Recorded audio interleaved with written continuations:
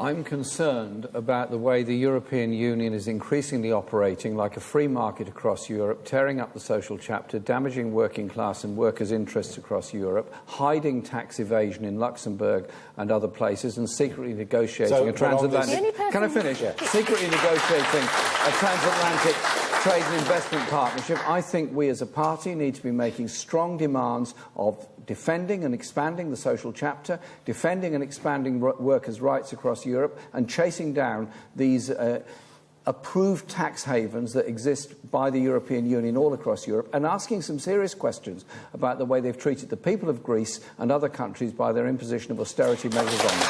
Yeah. Okay.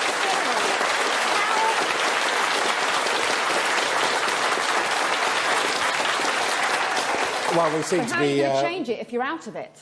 And the people who are undermining the social chapter is the Tories being dragged to the right by their own backbenchers. This is why the point I'm making is that Britain ought to be defending those social gains. We, as the Labour Party, should be making demands on this, rather than leaving it to Cameron to go away and tear up the social chapter and tear up an awful lot of environmental protection and other issues, and also the way in which TTIP is being negotiated. I think we want a social Europe, a Europe of solidarity. What we're in danger of getting with Cameron's negotiations is a Europe of free market and very little social protection for anybody all across the continent. My concern is that we need to be very robust against the conditions for the single currency. A single currency would lead to enormous cuts in public expenditure in Britain and a very rapid rise in unemployment. Now, he appeared to make some tilt in that direction. The other one is a concern about democracy in Europe. We have a European bureaucracy totally unaccountable to anybody.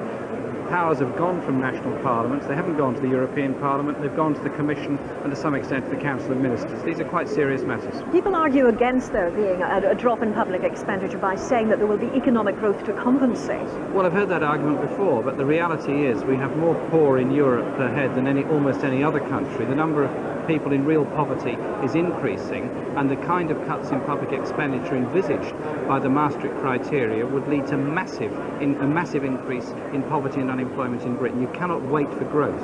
You have to deal with the issue of poverty now. If you want to do everything you can to protect jobs and working conditions, why do you want an abrupt Article 50, i.e. we give you 2 years to get out, rather than what Daniel Hannan here a moment ago was suggesting, which was take it easy, go and talk to them in Europe, think about it, discuss it here, work out a strategy, and gently, gently you'll do much better than rushing headlong into Article 50. Obviously there has to be a strategy, but the whole point of the referendum was that the public would be asked their opinion.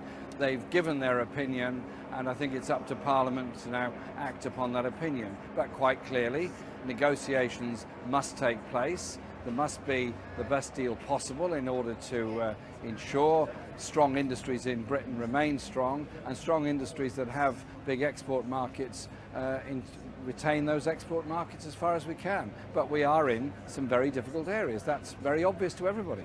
The accusation that Labour was half-hearted, and you in particular were rather half-hearted, with your 7.5, I don't know what you mean by that, 7.5 out of 10 support for the EU. Do you think you could have won this thing if you had been 10 out of 10 for remaining in the EU? The point I made throughout the campaign, the point the Labour Party made throughout the campaign was there were many people who were not particularly happy with the European Union. The point I was making was there were good things that had come from Europe in working conditions and environmental protections, but there were other issues that had not been addressed properly, particularly economic inequalities in Britain.